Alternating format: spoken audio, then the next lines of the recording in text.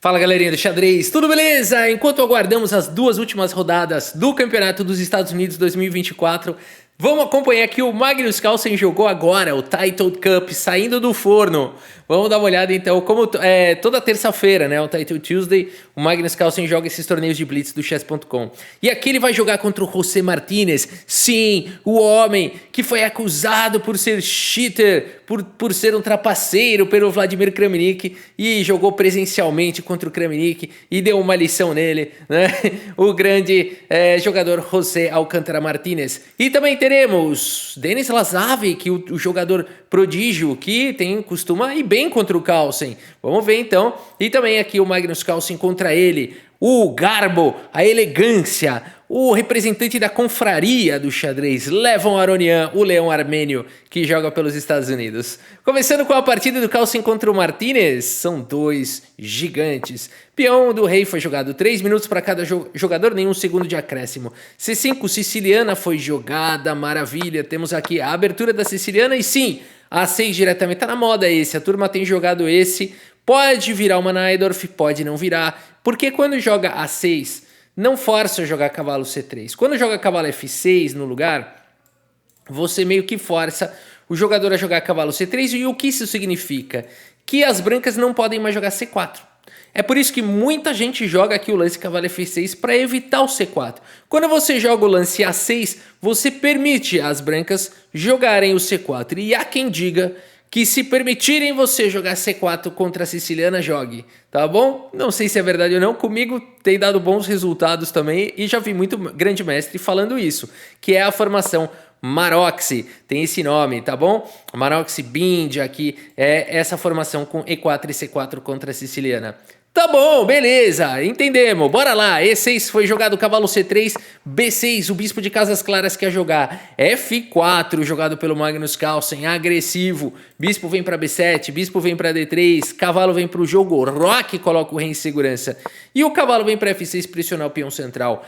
F5, meus amigos, foi o lance aqui do Carlsen. E5, cavalo atacado, volta para casa de C2.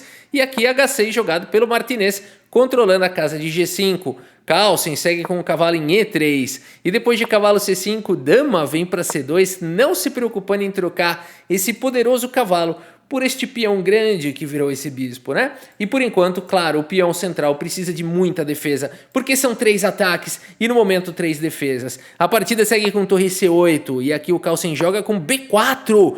B4, dizendo esse peão não precisa de outro peão para proteger. Eu não estou jogando na defensiva, eu não vou jogar B3. Tira o cachorro daí! O Martinez agora segue com o cavalo aqui de C na casa de D7, a dama vem para casa de E2, você não quer deixar a sua dama na mesma coluna da torre. E aqui B5 diretamente, aproveitando o tema do cavalo solto, do peão cravado.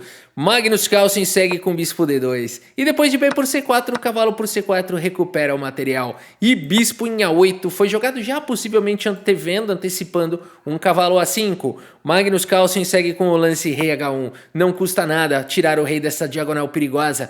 Bispo vem para a casa de E7 e agora sim, o Alcântara estava certo. O cavalo viria mesmo para a casa de A5. Ele já tinha se antecipado a isso e por isso agora pode tirar o proveito para fazer o roque. Temos bispo por A6, Magnus Carlsen captura o peão, ataca a torre. Torre por C3 foi jogado, o melhor lance da posição. Aqui é pedreira, meus amigos. Porque depois de bispo por C3 cai o peão central e esse bispo vira um gigante. Essa diagonal ficou maravilhosa e esse peão comemorou, porque agora ele é um peão passado. Tudo isso está acontecendo. E Magnus Carlsen segue com o lance bispo em E1, protegendo o seu bispo. E D5 foi jogado disparando o peão passado.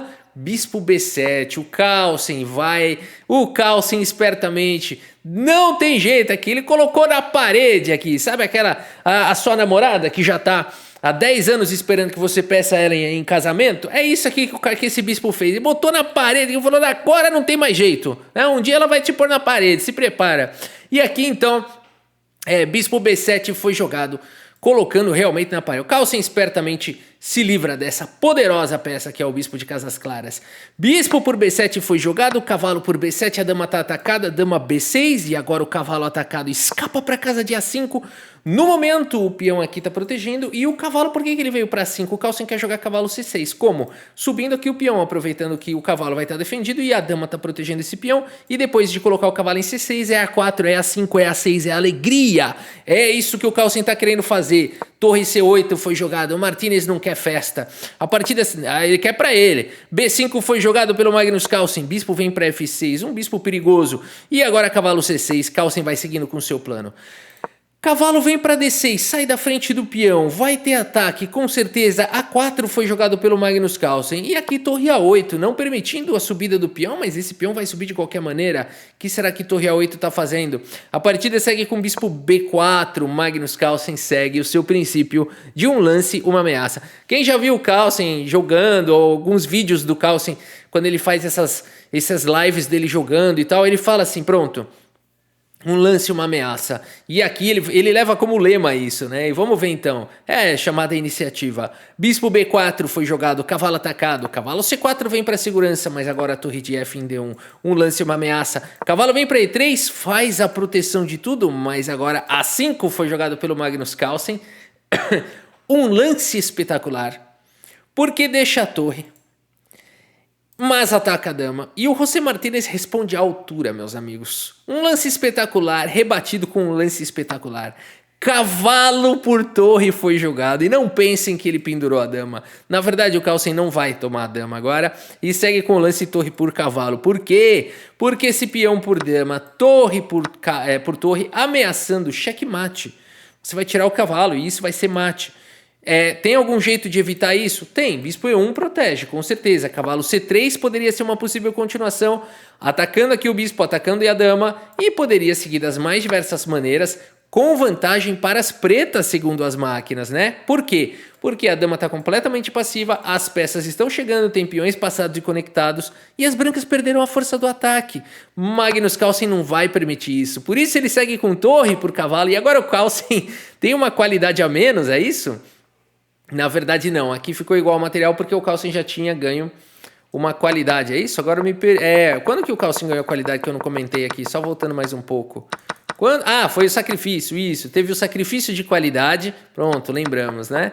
E aqui então o Magnus Carlsen, quando ele sacrifica a qualidade agora, de fato fica igual à questão material. Mas Magnus Carlsen tem 2 peões passados e conectados e esse aqui é o perigo da posição. Por isso torre por D5 foi jogado, agora o Carlsen além de tudo tem um peão a mais, torre em E8 e o tempo começou a virar um fator importante, 39 segundos para cada jogador. Dama vem para D1, um lance, uma ameaça, cavalo atacado sai, bispo D6, um lance, uma ameaça, dama D7 sai, bispo por cavalo, acabou a partida, pode jogar a toalha, já tô ouvindo o sinal aqui, tim, mas José Martinez segue na luta, dama por peão, A6, a esperança quem tá tentando aqui pode dar seta de repente, H5, A7, H4, o Carlsen ainda joga um H3 cruel, esse H3, né?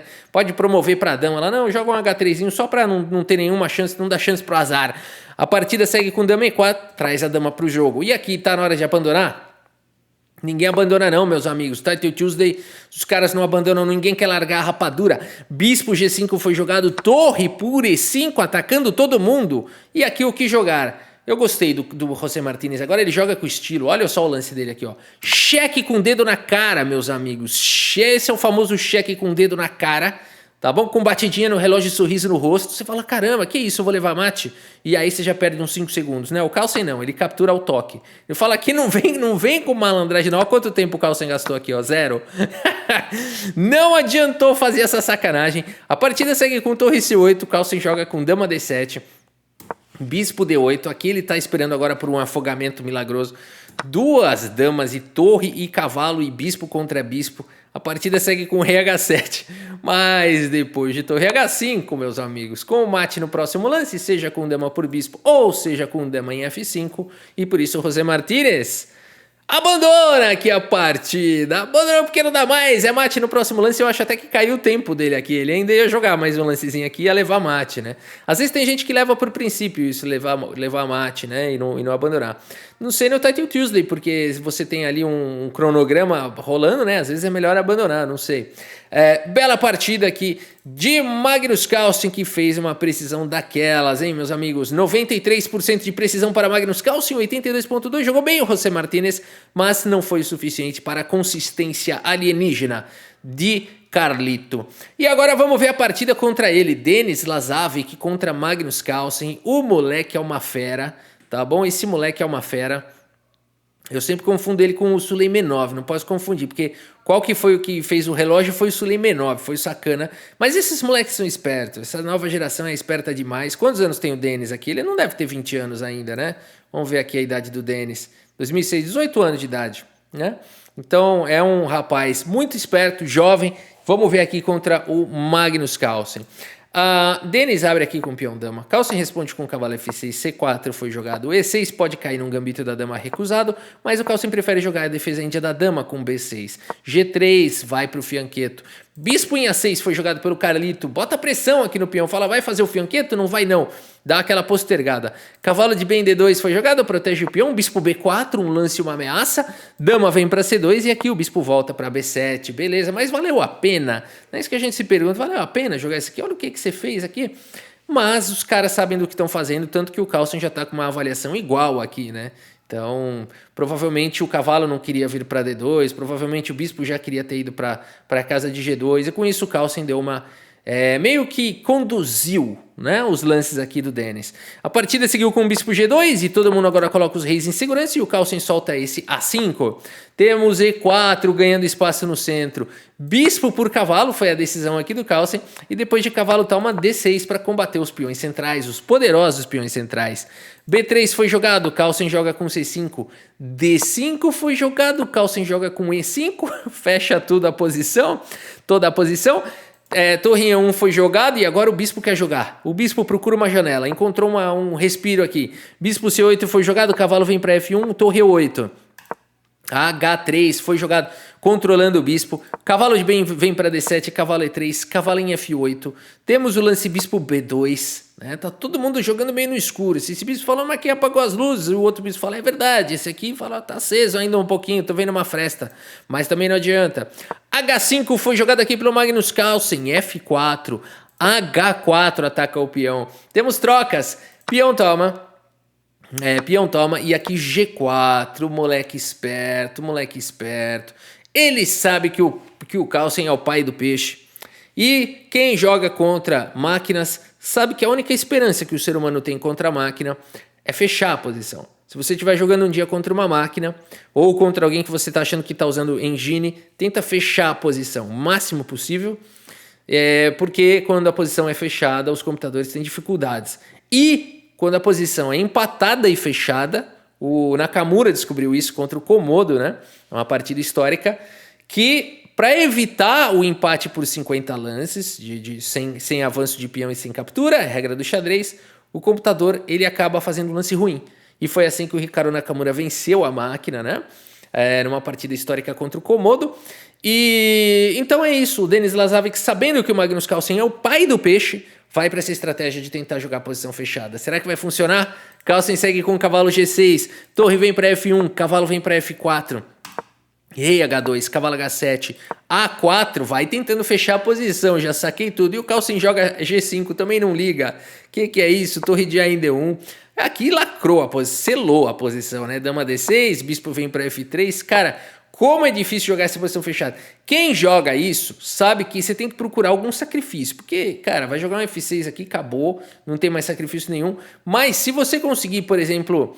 né, sacrificar o cavalo, vamos dizer que o rei não tivesse aqui, sei lá, você sacrifica o cavalo num peão para cair o outro com um forte ataque, é isso que todo mundo fica procurando, uma oportunidade de uma sacanagem, né, de um sacrifício maldoso, alguma coisa nessa linha, porque fora isso não tem como construir um plano aqui, né, torre D7, a torre vai e volta, a dama vai para lá, aqui tá subindo e descendo a torre aqui o Denis, né, satisfeitão aí com o empate. E bispo vai e bispo volta, o Magnus Carlsen ainda tenta posicionar aqui alguma coisa, mas não tem como, né? A dama vai, o bispo volta, a torre vem. E aqui ambos os jogadores concordam num empate. Gostei da esperteza do Denis, hein? Porque é o seguinte, quem joga de branca joga para ganhar, quem joga de pretas joga para empatar. Existe esse mito, existe essa lenda, não é todo mundo que leva essa filosofia para frente. O Bobby Fischer falou que um dia ele aprendeu que jogar de pretas era para ganhar também, mas... eu gostei da filosofia do Denis. Se for contra o Carlsen, brancas tem que jogar para empatar, né? Fecha a posição e trata o Carlsen como se ele fosse um peixe, né? Gostei dessa estratégia, deu certo. Belo empate aqui do Denis, que fez uma precisão altíssima, né? Fez aqui 93.3 e o gráfico, ó, se for fazer aqui o... Não, se tivesse um árbitro, se o xadrez falasse não tem mais empate, vai igual luta de artes marciais, terminou, tem que votar, o juiz tem que votar quem levantar o braço de um, não é assim? E aí vai por pontuação, eu olharia esse critério aqui, ó, o gráfico, a área do gráfico, a área tá mais pro branco, então o branco ganhou. Olha aí, cuidado Magnus Carlsen, cuidado que se essa é a minha ideia pega, você tá frito. Vamos dar uma olhada agora na partida aqui, para finalizar, da confraria do xadrez, da confraria Magnus Carlsen contra ele, o garbo e a elegância levam Aronian. A partida começa com o cavalo em F3, abertura hatch. Temos aqui D5, G3 vai para o fianqueto, cavalo F6, bispo G2, diretamente roque. O Carlsen adora jogar essas aberturinhas nada ambiciosas, né? D3 foi jogado e de repente solta um A4, né? Essa é a cara do Carlsen no Title Tuesday, ele vai para se divertir, né? E o Aronian, por que já perdeu tanto tempo aqui? Acho que é por isso que o Carlsen rasgou um A4 aqui, né? Que isso, o Aronian já tá acabando o tempo do Aronian. Aqui, cavalo de bem D2 foi jogado, bispo B7, torre vem para coluna E.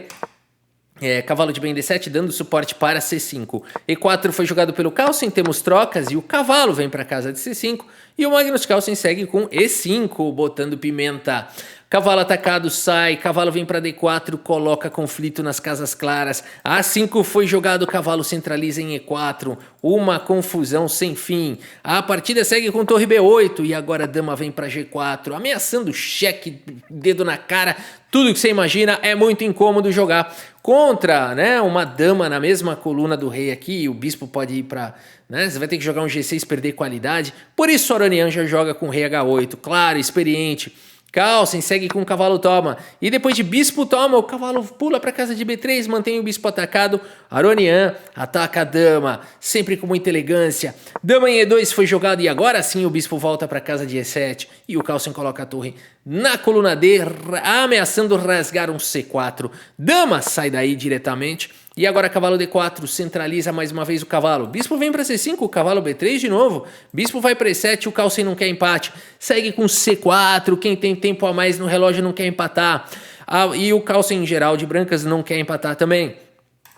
Cavalo B4 foi jogado, os bispos se encaram e saem do tabuleiro. E a partida segue com bispo D2, pressionando o cachorro. Cavalo vai para casa de C6, bispo C3 protege o peão central mais uma vez. E a torre volta para ganhar mobilidade.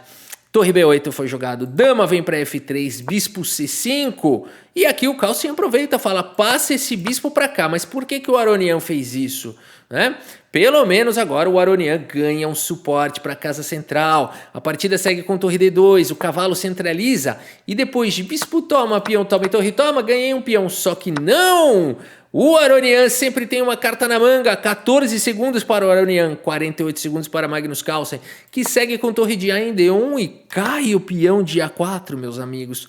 O dia que alguém chegar no lance 30 contra o Carlsen e botar numa engine, a engine falar, que bom, apesar do seu peão a mais, que em geral daria aí bastante vantagem, você tem meio de vantagem, é muito contra o Carlsen, parabéns, né? Então realmente é um feito para poucos, apenas é muito raro a gente ver isso. O Aronian é um cara que joga absurdamente bem.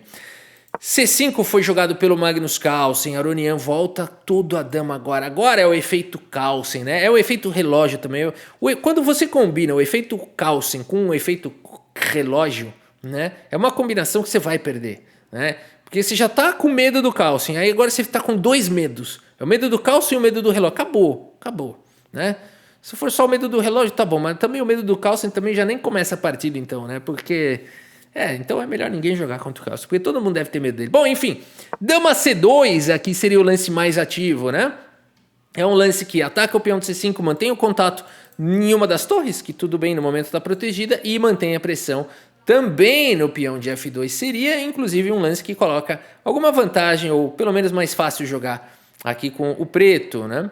Aqui, se torre D8, o que você faz aqui? Tem que voltar a torre, né? O problema todo é esse. Acho que é por isso que o Aronian já acabou voltando lá, porque realmente esse incômodo existe, mas segundo as máquinas bem jogadinho, as pretas capturam o peão, tem um peão passado, seguraram a rapadura. Não sei como é que o Carlsen ia jogar uma posição como essa. Mas todo campeão não é campeão por acaso, e o efeito intimidador dá vantagem.